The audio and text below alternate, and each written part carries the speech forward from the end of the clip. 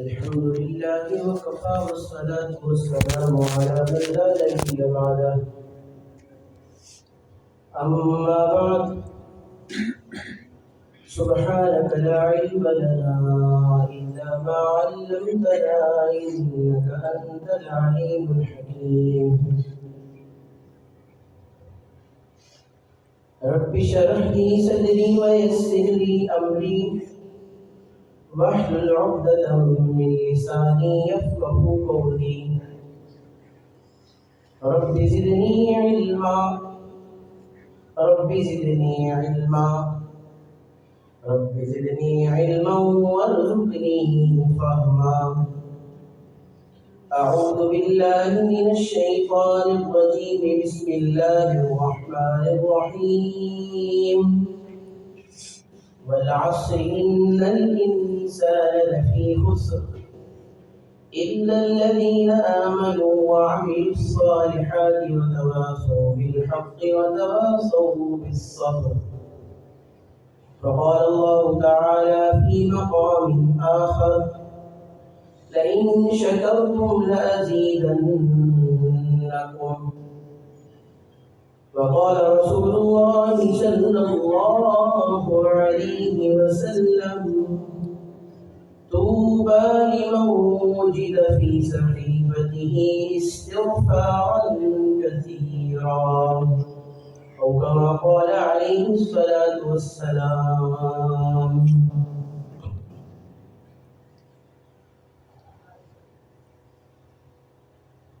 سنا کو پتہ پتہ ہے خدایا دم بدم تیرا،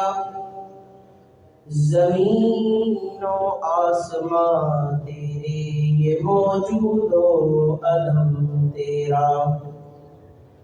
جو دنیا میں تیرا کھا کر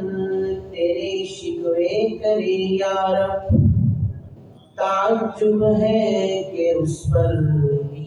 رہے لطف و کرم تیرا. جگہ جی لگانے کی دنیا نہیں ہے، یہ عبرت کی جا ہے تماشا نہیں ہے. سب حضرات درود پاک پڑھیں. اللهم صل على محمد وعلى آل محمد كما صليت على إبراهيم وعلى آل إبراهيم إنك حميد مجيد. اللهم بارك على محمد وعلى آل محمد كما باركت على إبراهيم وعلى آل إبراهيم إنك حميد مجيد.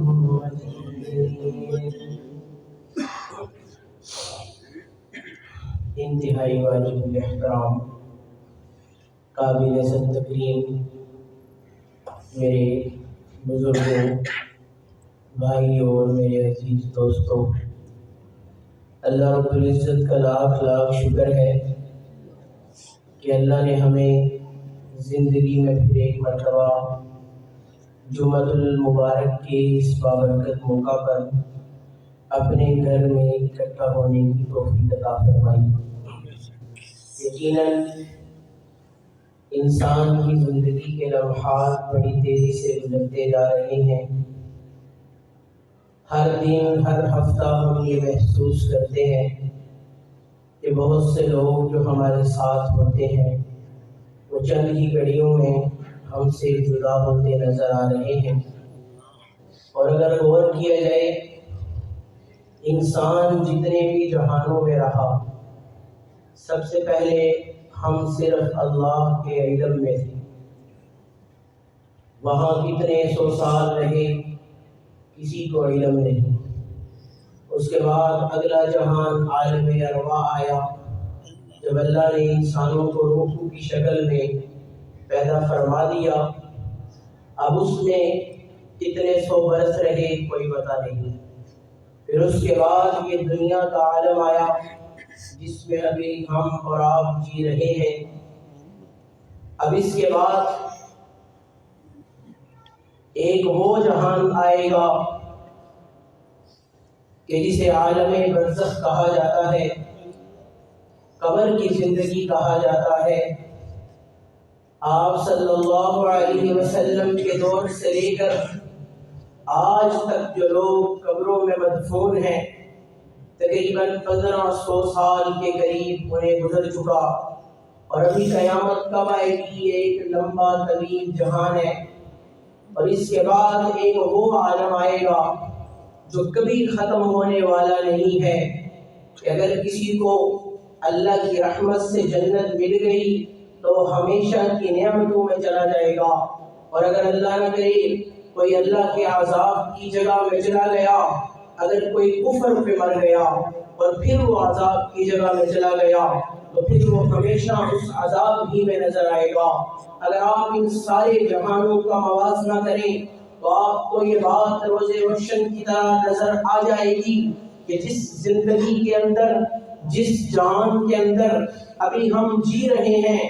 جس دنیا کے اندر ابھی ہم اپنا وقت گزار رہے ہیں، اس سارے جہانوں میں سے مختصر ترین وقت ہے کہ بعض لوگوں نے اس کا حساب بھی لگایا ہے کہ اگر قیامت کے ایک دن کو 50,000 سال کے برابر کہا گیا ہے تو 50-60 سالہ زندگی گزارنے والا کتنے منٹ دنیا میں جو بھی عمل آپ کے کام آئے گا وہ اس جہان میں کیا ہوا کام آئے گا۔ اگر اس زندگی کے اندر ہم کوئی نیک عمل کرتے ہیں وہ ہمارے کام آئے گا، اس کا ہمیں ثواب ملے گا، لیکن جب زندگی کی ڈور سانسوں کی فرشتہ کاٹ دے گا، اس کے بعد اگر کوئی کہے کہ میں کئی برس سال قبر میں نماز پڑھتا رہوں، جیسے کہ اللہ رب العزت بعض لوگوں کو نماز کی محبت کے جو وہ شوق کے اندر قبر میں بھی نماز پڑھنے کا موقع دے دیتے ہیں، جیسے معراج کے واقعے میں آپ نے سنا ہوگا کہ آپ سے عمل کر لیا، میں نے آپ کے سامنے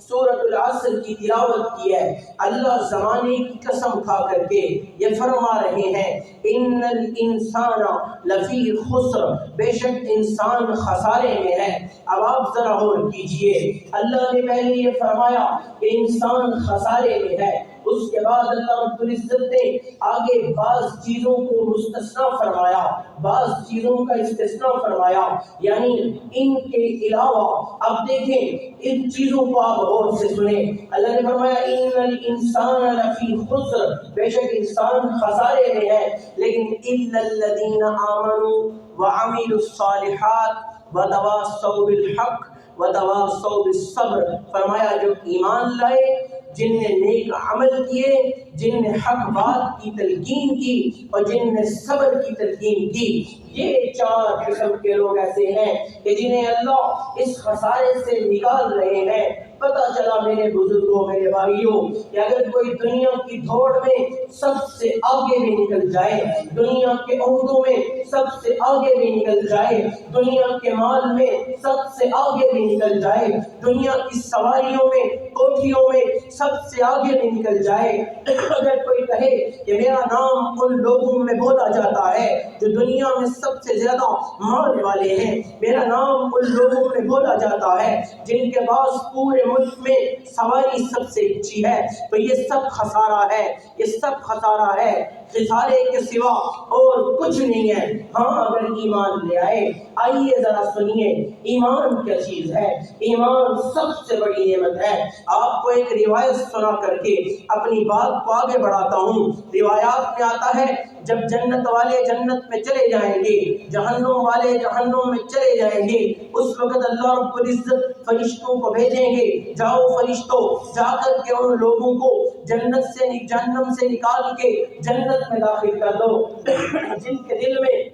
ایک رائی کے دانے کے برابر بھی ایمان موجود ہے۔ فرشتے جائیں گے، جا کر کے اپنی لطیف نورانی نگاہ سے دیکھیں گے، اور دیکھنے کے بعد ان لوگوں کو جن کے دل میں بڑا کمزور ایمان تھا ان کو نکالیں گے، ان نکال کے جہنم سے نکال کے نہر شفا میں غوطہ دے کر ان کو جنت میں داخل کر دیں گے۔ آپ ذرا اس سے پہلے کے پروسیس کو دیکھیے، اس سے پہلے کے مرحلے کو دیکھیے کہ انبیاء نے بھی سفارش کی، اور شہداء نے بھی سفارش کی، اولیاء نے بھی سفارش کی، اور حفاظ نے بھی اپنے ساتھ جہنم والوں کو جنت میں لے جانے کا فریضہ انجام دیا، اور اسی طرح علماء نے بھی سفارش کی، سب نے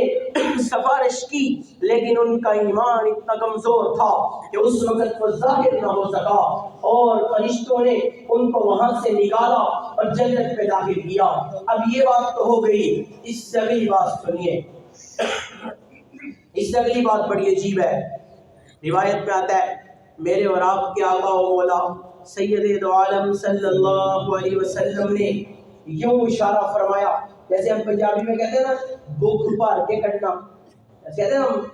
اس طرح 3 دفعہ آپ صلی اللہ علیہ وسلم نے اشارہ فرمایا کہ اللہ رب العزت ان لوگوں کو 3 مرتبہ جہنم سے نکال کر جنت میں داخل کریں گے کہ جن کا ایمان اتنا کمزور کہ سفارش کرنے والے سفارش کرتے ہوئے بھی اس کو نہ دیکھ سکے، فرشتے اپنی لطیف نگاہ سے نہ دیکھ سکے۔ میرا اللہ ایسے ایمان والوں کو بھی جہنم سے نکال کے جنت میں داخل کر دے گا۔ آپ خود سوچیں ایمان کتنی بڑی نعمت ہے، ایمان کتنی بڑی چیز ہے، اور اس کے برعکس اللہ قرآن پاک میں جو آیات آئی ہیں نا، تو مفسرین فرماتے ہیں کفار کے حق میں یہ سب سے سخت آیت ہے،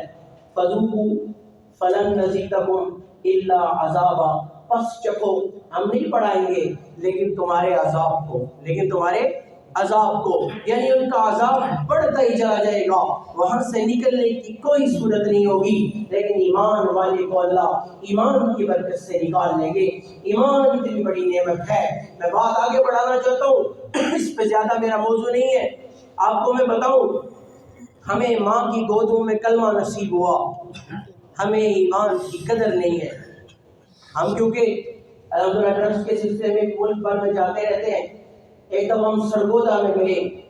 وہاں علماء کا پورا وفد تھا، تو ایک ہم خرم بھائی کو ملے جو عیسائیت سے طائف ہو کے مسلمان ہوئے ہیں، اور ماشاءاللہ ان نے کئی 100 لوگوں کو مسلمان کر لیا ہے۔ تو ہم نے ان سے پوچھا کہ آپ نے اسلام قبول کیا،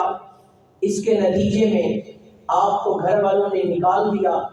آپ کو دولت سے آگ کر دیا گیا،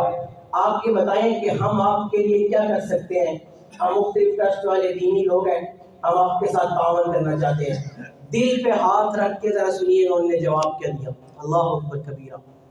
وہ کہنے لگے کہ میں نے عیسائیت سے طائب ہو کے سچے مذہب اسلام کو قبول کیا ہے، اور میں اپنے رب پہ میرا ایسا ایمان بنے کہ میں ایسا کبھی نہیں ہوا کہ مجھے کوئی عمل پیش آئے، مجھے کوئی کام پیش آئے اور میں 2 نفل پڑھ کے اللہ سے دعا کروں اور میرا وہ کام نہ ہو جائے۔ سب ساتھی ہکے بکے رہ گئے کہ کیا ہمارا ایسا ایمان ہے؟ ہم تو کہتے ہیں پہلے ڈاکٹر، پھر وکیل، پھر جج، پھر یہ، پھر وہ، کہ اللہ معاف کرے پنجابی میں جانے آخر اللہ علی گلی، ایسے کہتے ہیں نا لوگ، حالانکہ یہ نہیں ہے، پہلے اللہ علی گلی، سب سے پہلے تو اللہ سے مانگنا چاہیے، دینے والا تو اللہ ہے۔ ساری دنیا آپ کو کچھ دینا چاہے، میرا اللہ نہ چاہتا ہو تو نہیں مل سکتا۔ اگر ساری دنیا ذلیل کرنا چاہے، ساری دنیا آپ سے رزق کو، آپ سے خیر کو روکنا چاہے، میرا اللہ دینا چاہے کوئی روک نہیں سکتا۔ تو ہم سب حیران ہو گئے ان کی بات کو سن کر کے کہ سبحان اللہ، اس نے ایمان کے لیے کچھ قربان کیا ہے، اس کو بتائے ایمان کی کیا قدر ہے۔ تو میں عرض کر رہا تھا، اللہ نے سورۃ العصر میں فرمایا وَالْعَصْرِ إِنَّ الْإِنسَانَ لَفِي خُسْرٍ إِلَّا الَّذِينَ آمَنُوا وَعَمِلُوا الصَّالِحَاتِ۔ ایمان بڑی نعمت، اور اس کے بعد فرمایا اعمال صالحہ، کیونکہ کہنے والے نے کہا تھا نا عمل سے زندگی بنتی ہے، جنت بھی جہنم بھی، یہ خاکی اپنی فطرت میں نہ نوری ہے نہ ناری ہے، عمل ضروری چیز ہے، اعمال کے بغیر کسی کی بخشش نہیں ہو سکتی، اعمال چھوڑ کر گزارا نہیں ہو سکتا،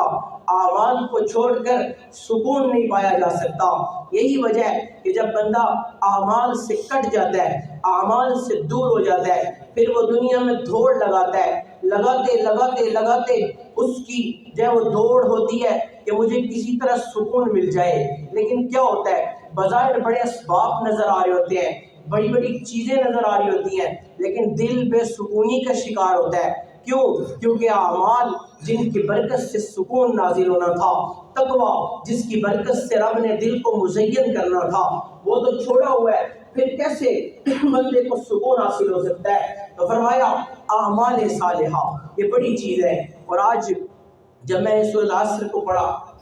تو میرے ذہن میں آیا کہ 3-4 اعمال حسنہ کا تذکرہ کر دیا جائے جو زندگی میں بڑے ضروری ہیں اور ان کو اپنانا چاہیے، جن میں سے ایک چیز صبر ہے کہ اللہ قرآن میں فرماتے ہیں ان اللہ مع الصابرین۔ اب آپ دیکھیں ترمذی شریف کی روایت ہے جس کا مفہوم ہے، ایک شخص نے ایک چیز اپنے ہاتھ میں پکڑی ہوئی ہے نا، اب اس نے ایک چیز اپنے ہاتھ میں پکڑی ہوئی ہے اور ڈھونڈ رہا ہے یار میں نے کہاں رکھ دی ہے، اب پھر دیکھا وہ ہوئے تو میرے ہاتھ میں، تو یہ جو اتنی تکلیف آئی ہے نا اس کو، روایت میں آتا ہے اللہ اس پہ بھی اس کے گناہ معاف کرے۔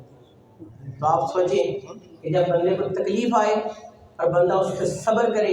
تو پھر اللہ رب العزت اس کو کیسے انعام دیتے ہیں، اور اللہ صبر کرنے والوں کے ساتھ ہے، اللہ صبر کرنے والوں کو پسند کرتے ہیں۔ کیونکہ میں تفصیل میں نہیں جانا چاہتا، وقت تھوڑا ہے۔ اگلی چیز ہے شکر، یہ بڑی مبارک چیز ہے۔ میں نے آپ کے سامنے قرآن پاک کی آیت کا ٹکڑا پڑھا، اللہ فرماتے ہیں لئن شکرتم لازیدنکم، کہ جب اگر تم شکر کرو گے میں تمہاری نعمت کو بڑھا دوں گا۔ یہ شکر بڑی چیز ہے۔ ایک عجیب واقعہ یاد آیا، حضرت حسن بصری رحمۃ اللہ علیہ فرماتے ہیں، کتابوں میں یہ واقعہ ملتا ہے کہ میں شام کے سفر پہ نکلا، ملک شام کی طرف، پیدل سفر تھا، رستے میں میرا جوتا ٹوٹ گیا جس کی وجہ سے میرے پاؤں پہ ورم آ گیا، یعنی پیدل بغیر جوتے کے چلنے کی وجہ سے پاؤں سوج گئے۔ تو کہتے ہیں میرے دل میں کچھ ناشکری کی کیفیت پیدا ہوئی۔ تو کہتے ہیں جب میں نے شام کی جامع مسجد میں جا کر کے نماز ادا کی، میں باہر نکلا تو میں نے دیکھا، عجیب منظر دیکھا، ایک شخص مسجد کے باہر مانگنے کے لیے بیٹھا ہوا ہے اور اس کی سرے سے دونوں پاؤں ہی نہیں ہیں۔ میں فوراً رب سے میں نے استغفار کیا اور معافی مانگی اور اللہ کا شکر ادا کیا کہ یا اللہ میں تو پاؤں کے ورم پہ ناشکرہ ہو گیا، یہ بھی تو شخص ہے جس کے سرے سے دونوں پاؤں ہی نہیں ہیں۔ اس لیے میرے نبی محترم صلی اللہ علیہ وسلم نے بڑا پیارا قاعدہ، بڑا پیارا کلیہ ارشاد فرمایا، وہ ایسا ہے کہ بندہ اس کو اپنا لے تو انسان کی آدھی پریشانیاں دور ہو جائیں گی، بلکہ ساری دور ہو جائیں گی۔ وہ کیا ہے؟ آپ صلی اللہ علیہ وسلم کی روایت کا مفہوم ہے، فرمایا کہ دنیا کے اندر اپنے سے کم والے کو دیکھو، دنیا کے اندر اپنے سے کم والے کو دیکھو۔ اگر ایک گھر بنا ہوا بندہ جب بڑی کوٹھی والے کو دیکھے گا، ظاہری بات ہے نا شکری پیدا ہوگی، یار میرا گھر تو چھوٹا ہی ہے، اس کا گھر بڑا ہے۔ لیکن جب بندہ 1 منٹ کے لیے جائے گا نا وہاں جھوگیوں پہ، اور وہاں بارش کے موسم میں جب ان کی جھوگیوں میں پانی گیا ہو، ان کے بسترے بھیگے ہوں، ان کے برتنوں پہ گند لگا ہو اور ان کے بچے سردی سے تھرتھرا رہے ہوں، اس وقت بندہ ان کو دیکھے تو پھر کیا پیدا ہوگا؟ ظاہری بات ہے شکر پیدا ہوگا کہ یار میں تو اپنے اس گھر کو روتا ہوں، میرے اندر پانی تو نہیں آتا، شکر ہے۔ تو بات یہ ہے کہ ان کو دیکھو کہ جن کے پلے تو کچھ نہیں ہے، ان کے پاس تو سر ڈانپنے کے لیے چھت بھی نہیں ہے، اور دین کے اندر فرمایا اپنے سے جو ہے وہ آگے والے کو دیکھو۔ اگر ایک بندہ 5 وقت نماز پڑھتا ہے تو کسی دوسرے اپنے بھائی کو دیکھے گا جو نماز نہیں پڑھتا تو کہے گا چلو یار میں نماز تو پڑھنا، نہیں، دیکھو تہجد والے کو دیکھو، دیکھو وہ تہجد میں اٹھ کے اللہ کے حضور جب ساری دنیا سو رہی ہوتی ہے اس وقت وہ رب کے سامنے نماز میں کھڑا ہو کے قرآن پڑھ کے پھر رب سے گڑ گڑا کے دعائیں مانگ رہا ہوتا ہے، اس کو دیکھو۔ اگر دین میں اپنے سے اوپر والے کو دیکھو گے تو آگے بڑھنے کا شوق پیدا ہوگا، اور اگر دنیا میں اپنے سے نیچے والے کو دیکھو گے تو شکر پیدا ہوگا۔ اس لیے میرے نبی پاک صلی اللہ علیہ وسلم نے ہمیں یہ فرمایا کہ ہمیں ایسا کرنا چاہیے، تو اس لیے شکر بڑی نعمت ہے، اور یقین جانیں ہم اگر اپنے ذات کے اندر غور کریں ہمیں اللہ کی بڑی نشانیاں نصیب ہو جائیں گی۔ فیصل آباد میں پڑھتا تھا، ہمارے استاد و شیخ حضرت سید جاوید حسین شاہ صاحب دامت فیوزم عالیہ،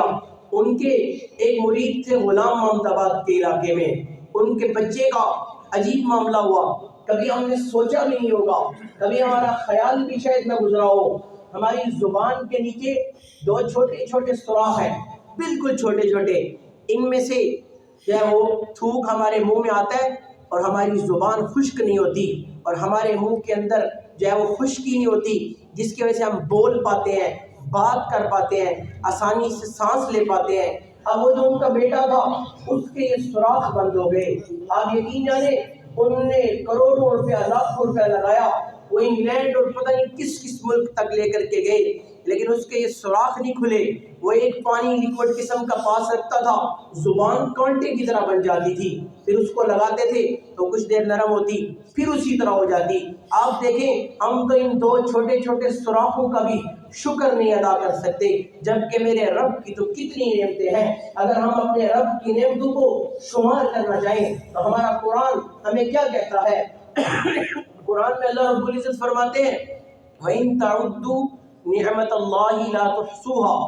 کہ اگر تم میری نعمتوں کو شمار کرنا چاہو تو گن بھی نہیں سکتے۔ شکر کرنا تو، اس کا حق ادا کرنا تو بڑی دور کی بات ہے، بندہ اللہ کی دی ہوئی نعمتوں کو چاہے وہ شمار بھی نہیں کر سکتا۔ اس لیے بندے کو ہر حال میں شکر کرنا چاہیے۔ یا اللہ تیرا شکر ہے، میں تو اس قابل بھی نہیں تھا جتنا تو نے مجھے دے دیا، میں ہر حال میں تیرا شکر ادا کرتا ہوں، اور کسی بھی موقع پر زبان پر ناشکری کے کلمات نہیں آنے چاہیے۔ اور تیسری چیز جو میرے ذہن میں آئی وہ تھی کہ دعا، اللہ اکبر کبیرہ، دعا عجیب چیز ہے، اللہ سے مانگنا چاہیے۔ تقدیر کے فیصلے میرے رب نے لکھ دیے ہوئے ہیں، لیکن واحد چیز ایسی ہے دعا، کہتے ہیں دعا تقدیر کو بھی بدل دیتی ہے۔ اللہ رب العزت کس انداز میں بدلے وہ میرے رب کی شان ہے، لیکن دعا بدل دیتی ہے۔ اور عجیب بات ہے، دنیا والوں سے مانگو تو وہ ناراض ہوتے ہیں، میرے رب سے نہ مانگو تو وہ ناراض ہوتا ہے۔ اور دنیا والے مانگ کر جتلا دیتے ہیں، میرے رب سے مانگو وہ کبھی جتلاتا بھی نہیں ہے، کبھی وہ جو احسان بھی نہیں جتلاتا، اور مانگنے پہ خوش ہوتا ہے اور عطا بھی کرتا ہے۔ اور فرمایا دعا کی قبولیت کے 3 درجے ہیں، آپ نے دعا کی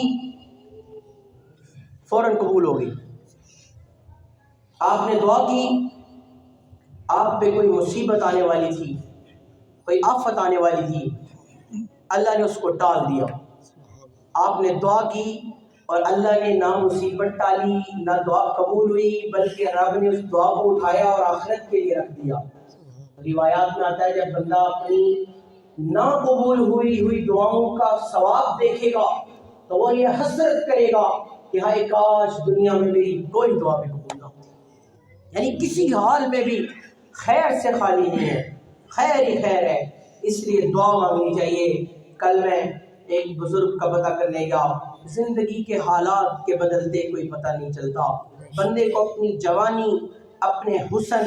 اپنے مال، اپنی دولت، اپنی وجاہت، اپنی پرسنالٹی، اپنی شخصیت، اپنی جو چیزیں جن پہ بندہ مان کرتا ہے نہیں کرنا چاہیے۔ سیکریٹریٹ میں ایک بڑے لیول کے کرنل ہیں، میرے وہ بزرگوں کی طرح بھی ہیں اور دوست بھی ہیں، بڑا میرا ان سے پیار کا تعلق ہے۔ آپ یقین جانے 30 دن نہیں گزرے میں ان کو دیکھ کے حیران رہ گیا، ایسے ہٹے کٹے جوان، بڑی خوبصورت صحت، لیکن یقین جانے کہ تھوڑا سا مسئلہ ہوا ہے پیٹ میں، بالکل چارپائی بھی ہو گئے ہیں اور پہچان میں بھی نہیں آ رہے، اتنے کمزور ہو گئے ہیں۔ لیکن خوشی ہوئی مل کے، جب ملے تو انہوں نے کہا میں اب اٹھ کے نماز تو نہیں پڑھ پا رہا کیونکہ مجھ سے ہاتھ تک نہیں ہلایا جاتا، لیکن پتہ کہتے ہیں میں رات کو لیٹے لیٹے اپنے رب سے باتیں ضرور کرتا ہوں، کہتا ہوں یا اللہ تو ہمت دے گا، اٹھوں گا نماز بھی پڑھوں گا،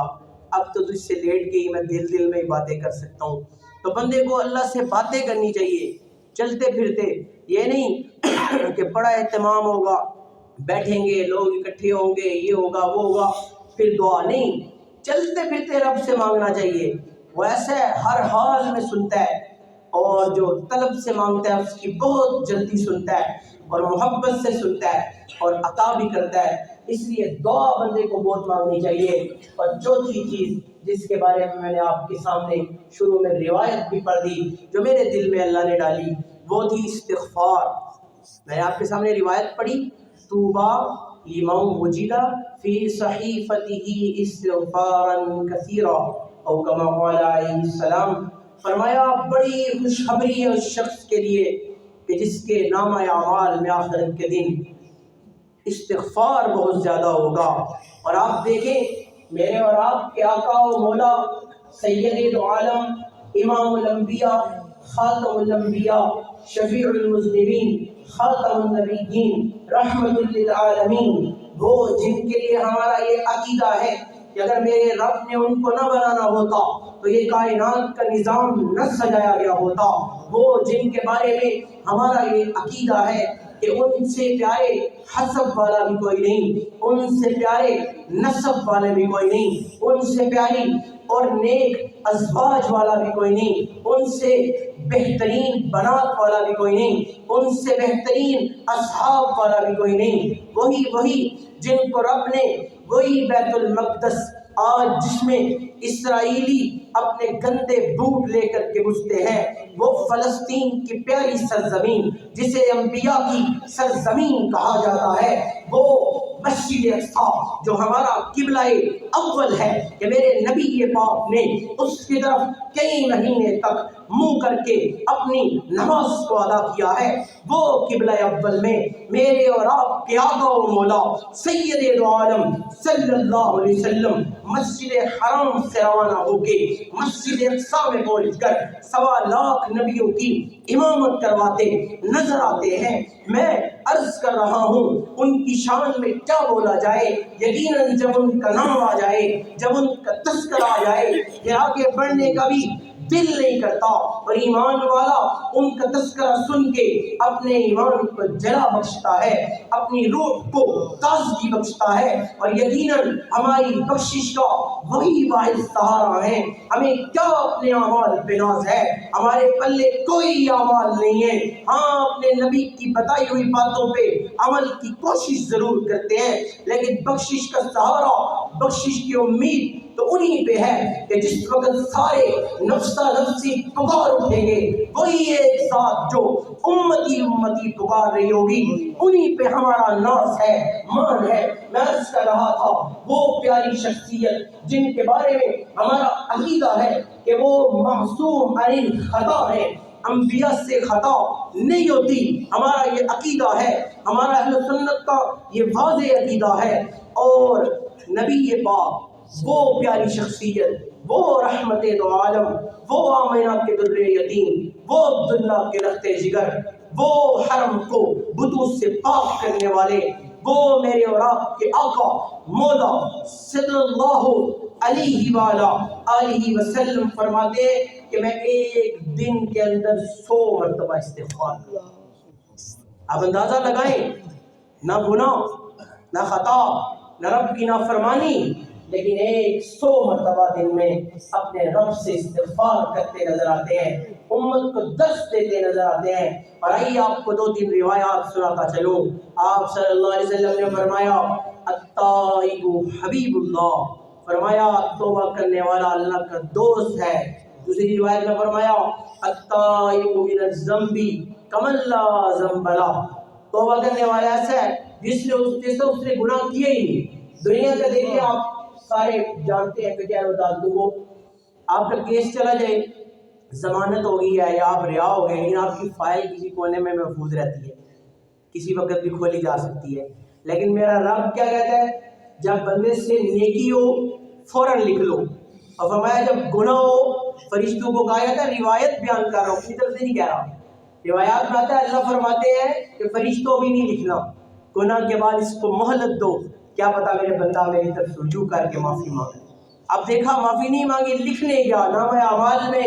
درج ہو گیا گناہ. اب بندے نے توبہ کی تو پھر یہ نہیں کہا چلو ٹھیک ہے معاف کر دیا ادھر رہنے دو، تاخیر کی تھی توبہ میں، نہیں، فرمایا وہاں سے بھی مٹا دو. اور اس سے بڑھ کے فرمایا کہ مٹاؤ نہ بلکہ مٹانے کے بعد اس جگہ پہ نیکی لکھو. ایسی رحمت ملتی ہے. اس لیے ہمیں چاہیے کہ اللہ نے ہمیں ایمان تو اپنی ماؤں کی گود میں دے دیا، ہمیں اعمال کی طرف توجہ کرنی چاہیے اور اعمال کی فکر کرنی چاہیے، اور ہمیں یہ دیکھنا چاہیے کہ کون سے اعمال ہیں جس سے ہماری زندگی سنورے گی، اور آج میں نے آپ کے سامنے اللہ نے جو دل میں ڈالے 4 عمل پیش کر دیے، صبر، شکر، دعا اور استغفار۔ انشاءاللہ یہ ایسے عمل ہے جو ساری نیکیوں کو اپنی طرف کھینچ لیں گے اور سمیٹ لیں گے۔ اللہ سے دعا ہے اللہ ہمیں عمل کی توفیق عطا فرمائے۔ باقی جو سورۃ العصر کی تفسیر رہ گئی، زندگی رہی، پھر کبھی آخر